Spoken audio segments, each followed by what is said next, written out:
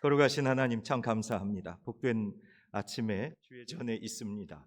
온 성도들이 함께 모여 예배합니다. 우리 유치부 어린이들부터 어른에 이르기까지 한 성전에 모여 다 같이 예배하오니 이 자리를 복주시고 구별하시고 하나님의 말씀 진리의 생명의 떡 예수 그리스도를 우리에게 먹여주셔서 주님이 나의 반석 되심으로 요동하지 않고 흔들리지 않고 위기의 세상 가운데서도 승리하는 주의 백성들이 다 되게 하옵소서.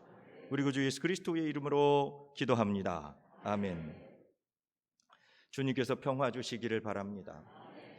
오늘 말씀은 예수님께서 제자들에게 무리가 나를 누구라고 하느냐, 너희는 나를 누구라고 하느냐, 다시 말씀드리면 예수님을 너희는 누구라고 하느냐, 이것을 묻고 계십니다. 특별히 오늘 우리 유치부부터 또 중고등부 청년들 이렇게 예배하는 모습 보니까 너무 또 감사해요. 명절 앞두고 우리가 다 같이 한번 연합으로 예배하자고 그랬는데 우리 선생님들 얼마나 이렇게 참 잘하는지 모르겠어요. 왜 그러냐면 보통 그 유치부 아이들 또 아동부 아이들 이렇게 해놓으라 그러면 애들만 앉혀놓고 선생님들은 저 뒤에 가서 앉아 있거든요. 근데 우리 선생님들은 아이들을 다 껴안고 이렇게 있는 거예요. 야, 우리 선생님들에게 박수 한번 해주세요. 너무 근사해요. 너무 근사해요. 예. 부모님들도 같이 와서 앉아 있고, 이게 정말 멋진 모습이에요. 저는 사실 이런 모습을 꿈꾸고요. 우리가 뭐 1부, 2부, 3부, 4부 다 하지만 사실은 그렇지 않고 한 번에 다 모여서 인터제너레이션으로 여기 할아버지들도 앉아 있을 수 있고 또 아주 파파 할머니도 성가대 찬양대 앉고 중고등학생들도 여기 앉고 그래서 그 뭐 지휘자님이 소리 색깔 맞추는 건 너무 어렵겠지만 그래도 학생들로부터 파파 할아버지 할머니까지 다 찬양대에 앉아서 찬송하고 여기 어린 아이들 같이 예배하고 그리고 다 함께 즐거워하는 이 모습이 하나님 기뻐하시는 모습일 것 같은데 저는 그런 교회를 꿈꿉니다. 그런데 시대가 또 뭐 1부, 2부 분주하게 다 나누고 뭐 이런 일들이 있어서 그렇긴 합니다만 정말 우리 모두가 우리 어린이들부터 같이 예배하니까 너무 좋아요. 추석 명절 같아요. 예, 정말 추석 명절 같아요. 여러분 어쩌든지 예수님께서 우리 어린이들에게도 오늘 똑같은 말씀 허락해 주시고 또 어린 심령들에게 또 영적인 충만한 특별한 은혜 있기를 주의 이름으로 축복합니다. 제자들에게 예수님께서 물으신 거죠. 무리가 나를 누구라고 하느냐, 예수님 누구냐 이렇게 물으시는 거죠. 여러분 오늘 이 질문에 제자들이 세례 요한이라고 하기도 하고 또 엘리야라고 하기도 하고 뭐 모세라고 하기도 하고 뭐 이렇게 저렇게 이야기를 합니다. 그런데 베드로가 놀라운 대답을 했죠. 하나님의 그리스도십니다. 이렇게 마태복음과 마가복음과 누가복음의 이 예수님에 대한 고백이 조금 달라요. 여러분들이 잘 알고 있는 대로 주는 그리스도시요 살아계신 하나님의 아들이십니다 하는 것은 마태복음에 나오는 얘기예요. 마가복음에는 주는 그리스도십니다 이렇게 해요.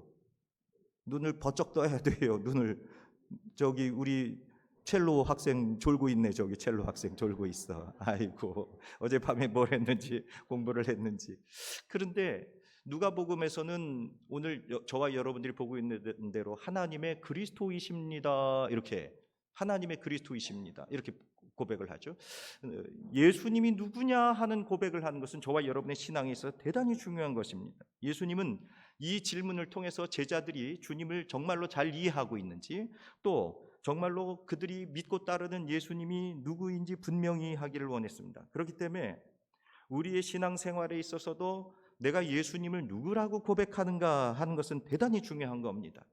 예수님을 누구라고 인정하느냐에 따라 우리의 신앙의 모습이 달라지기 때문에 사랑하는 여러분, 저는 오늘 이 누가복음 본문의 근거에서 예수님은 십자가를 지신 분이다, 주는 그리스도시요 살아계신 하나님의 아들이십니다, 베드로의 고백도 위대하고 어떤 고백도 다 위대한데 주님은 십자가를 지신 분이다, 이 말씀의 근거에서 오늘 말씀의 은혜를 나누어 보려고 합니다. 여러분, 교회의 중심은 십자가예요.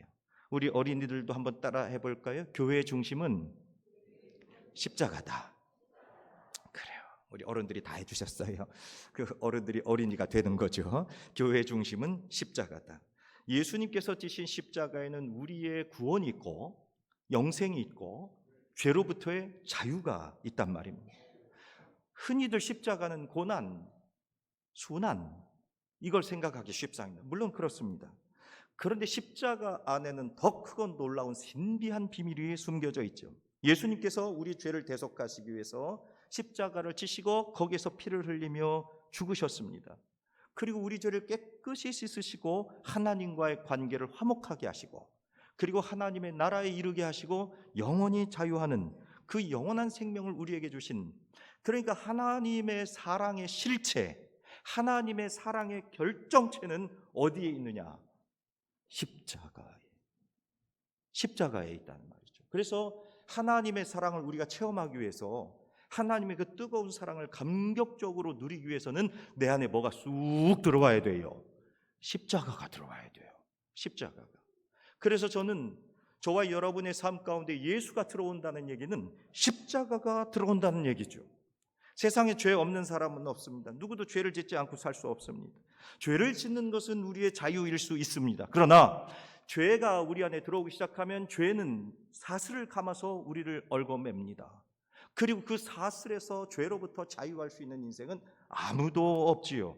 그런데 하나님께서는 우리의 세상 연약한 그 추한 모든 죄를 그 예수 그리스도의 생명의 피를 가지고 속죄하시고 깨끗하게 하시고 그 치명적인 죄로부터 저와 여러분들을 구원하시고 생명 얻게 하시고 자유 얻게 하신 줄로 믿으시기를 바랍니다. 그러므로 더 이상 우리는 죄의 자녀가 아니라 하나님의 자녀로 살아가게 되는 겁니다. 예수 그리스도께서는 하나님의 아들로 아무런 죄가 없으셨지만 당신이 십자가를 지시고 십자가의 길에 순종하셔서 우리 죄를 깨끗하게 하시고 영생에 이르게 하신 이 크신 하나님의 사랑, 그래서 저는 예수 그리스도는 누구냐 하면 예수 그리스도는 십자가를 지신 분이다, 이렇게 말씀하겠습니다. 사랑하는 여러분, 오늘 예수님께서 십자가를 대신해서 고난을 다 받으셨고 우리의 죄를 다 용서하셨으니까 이제 그것으로 다 됐고 나는 영광만 누리겠는가? 아니란 말이죠. 누가복음 9장 23절 오늘 본문의 말씀에 보니까 이렇게 돼요. 또 무리에게 이르시되 아무든지 나를 따라오려거든 누구를 부인하고 자기를 부인하고 날마다 무엇을 지고, 누구 십자가예요? 예, 제 십자가예요. 제 십자가. 그 제 십자가란 말은 누구 십자가예요? 내 것이에요. 그러니까 예수님의 뒤를 따라가려면 자기를 부인해야 그 다음에 무엇을 질 수가 있어요? 맞아요. 자기를 부인하지 못하면 십자가 지기 어렵습니다. 그런데 그 십자가는 어떤 십자가냐? 제 십자가. 각자의 십자가입니다. 사랑하는 여러분, 그럼 주님께서 오늘 우리들에게 각자 짊어져야 할 십자가 있다는 것을 가르쳐 주시는 건데, 그럼 내가 져야 할 십자가는 무엇인가 하는 것이죠. 여러분, 십자가는 져도 되고 안 져도 되는 선택사항이 아니에요. 의무예요. 십자가는 오늘 예수님 말씀처럼 제 십자가를 다 짊어지라고 하는 겁니다.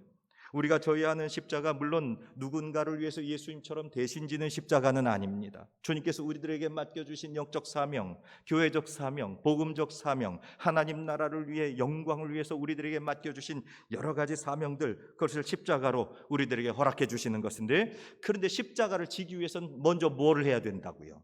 자기를 부인해야 된다. 자기를 부인해야 된다.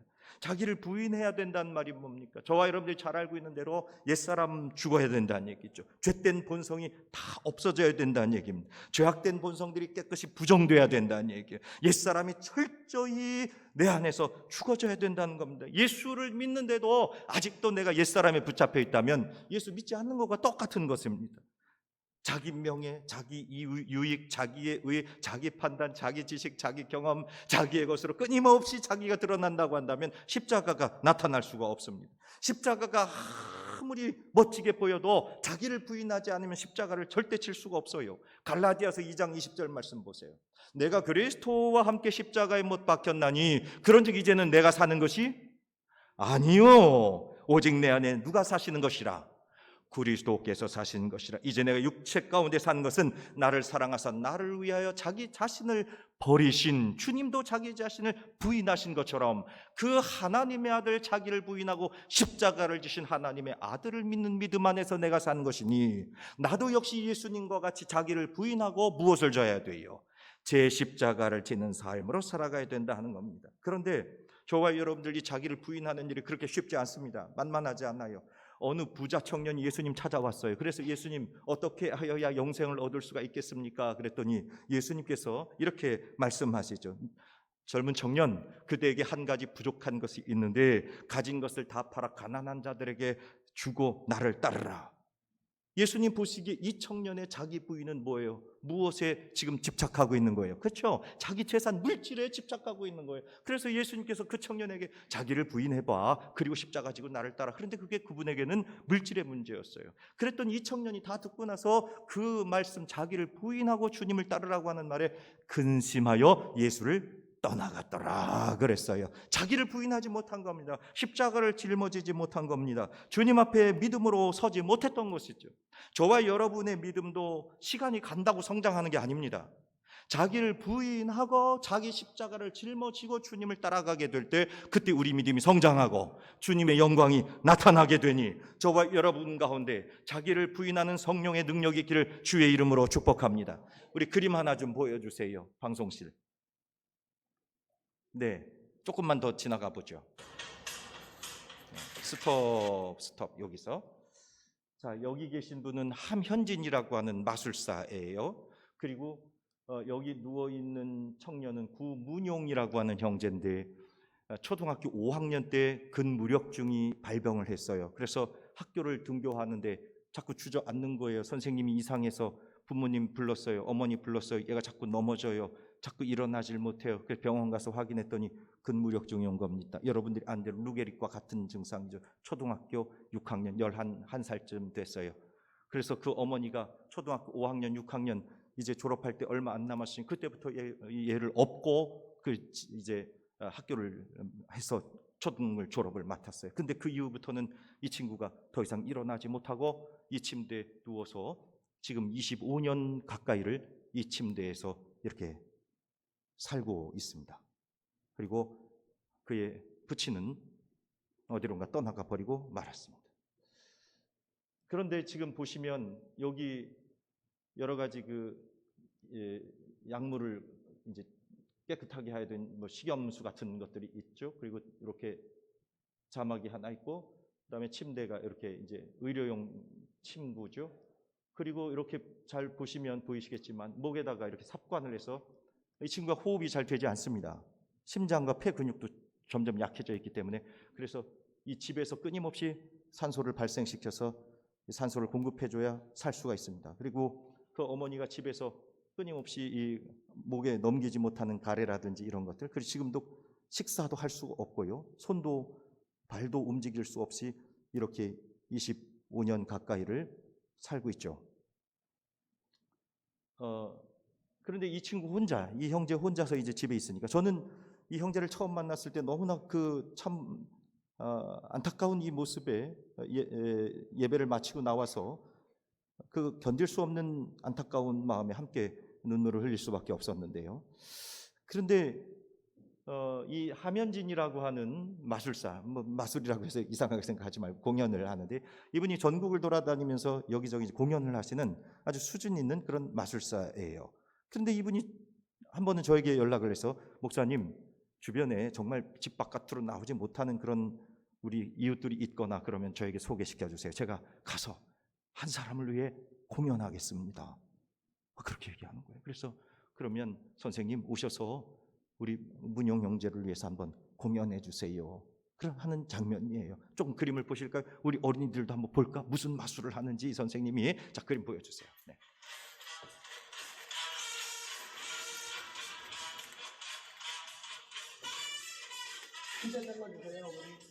그지? 여기 아래 있잖아. 문용 씨, 자 이제 마술사가 먹는 거 보세요. 네.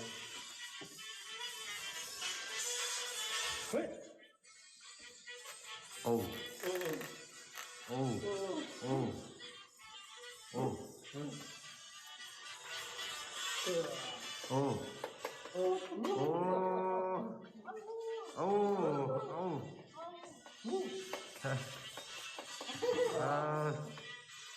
어우,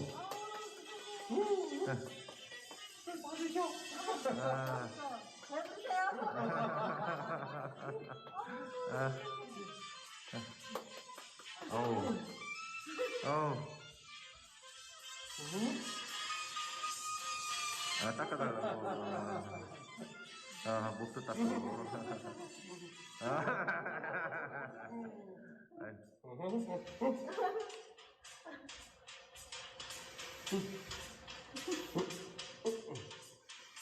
이 참고. 응? 미라. 아이고. 아우, 교수님. 너무 많이 잡으셨어요. 아우. 배불리시겠다 오늘. 너무 많이 드신 것 같은데? 문영이 눈 깜빡거리는 거 봐. 박수 치는 거야.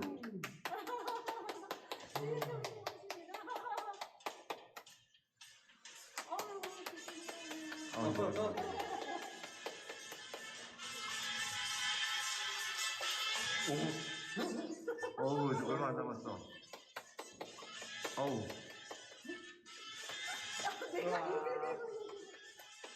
어머나. 아이고. 여기까지. 스톱 그림. 스톱. 그림 그림 보여줘요. 그림 마지막 장면 스탑. 네. 어머니예요. 이 아이를 이 청년을 붙들고 지금까지 그리고 이 어머니의 소원은 아들보다 하루 더 사는 거. 누구도 아들을 맡아줄 수 없기 때문에 늘 예배하는 중에도 이 문영 형제가 뭐 대화를 하거나 의사소통을 할 수 없습니다. 근데 손가락을 간신히 움직일 수 있어서 마우스에다가 한글을 이렇게 하나하나 찍어서 여기 자막에다가 이렇게 키보드를 하는 게 아니라 마우스로 한글을 한자 한자 찍어서 간단한 의사 표시들을 하지요. 그리고 여러분은 지금 이 함현진 마술사의 그 풍선 먹는 장면만 관심하셨는지 모르겠으나 이 함현진 선생님의 그 공연에 우리 문용군이 계속 반응을 하고 있었어요. 눈을 깜빡거리고 그리고 웃음의 미소를 지으려고 애를 쓰고 근육이 움직여지지 않지만 그런 모습들이 있었습니다.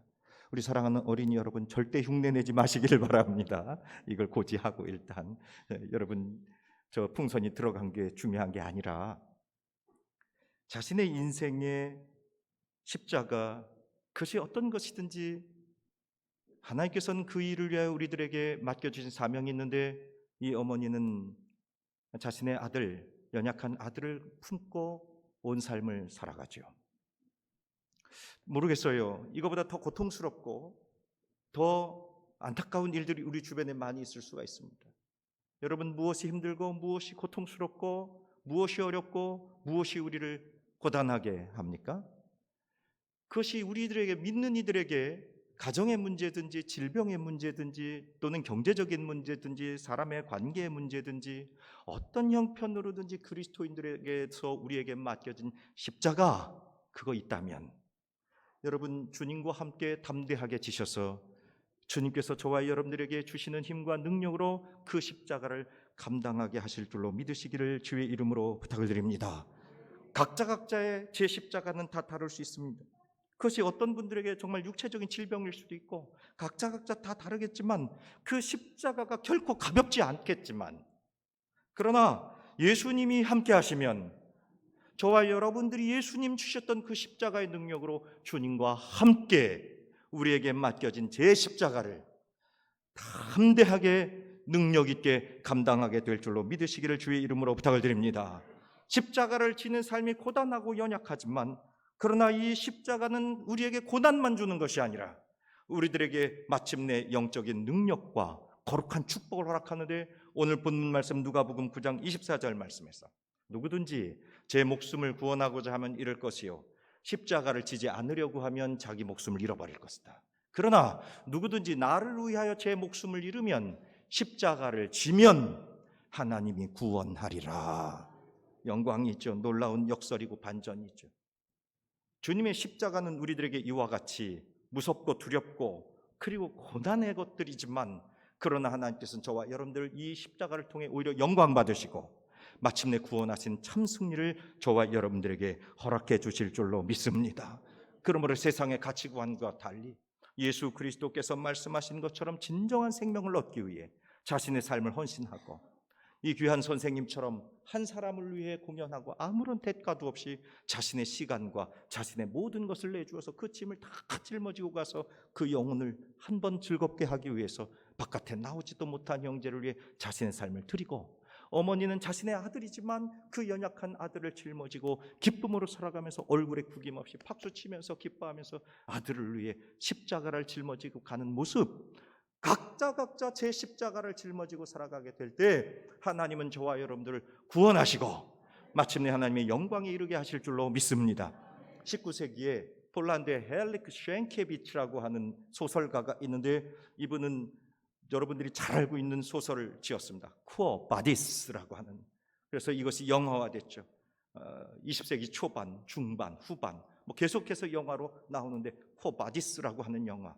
내용 그렇습니다. 요한복음 13장 36절 말씀에 보면 주여 어디로 가시나이까?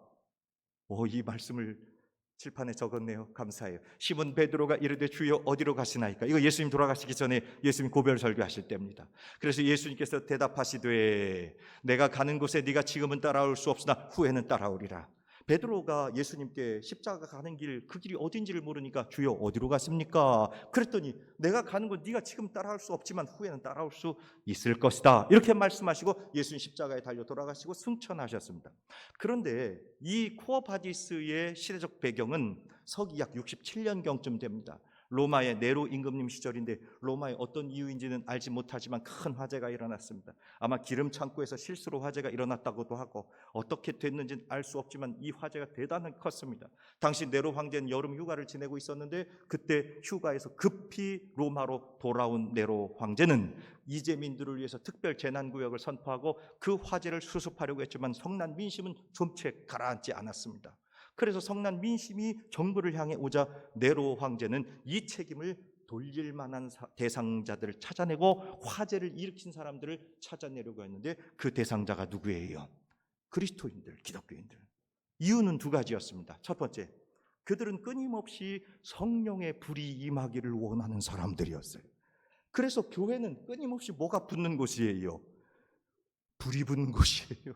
그래서 교회에서 불이 나서 로마가 불탔다, 이렇게 얘기하는 겁니다. 또 두 번째, 그리스도인들은 끊임없이 황제가 있음에도 불구하고 자신들의 임금님이 따로 있다고 이야기한다.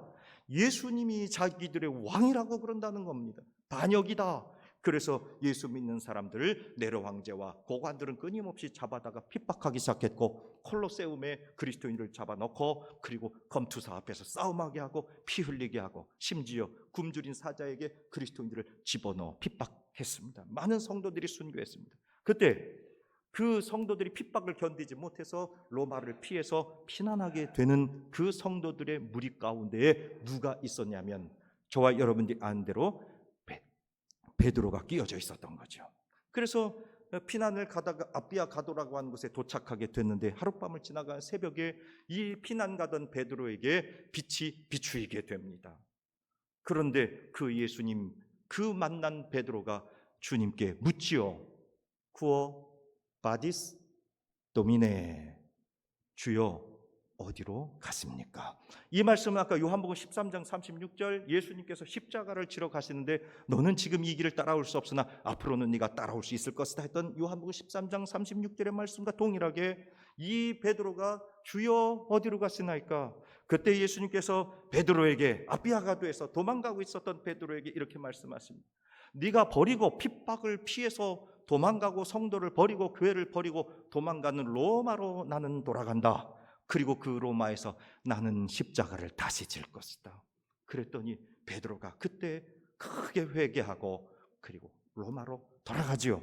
그리고 이제 로마 정부에 의해 붙잡혀서 그도 역시 십자가에 죽임을 당하게 되는데, 우리 예수님 십자가에 반듯하게 달리셨는데 제자인 내가 어떻게 십자가에 반듯하게 달릴 수 있겠습니까?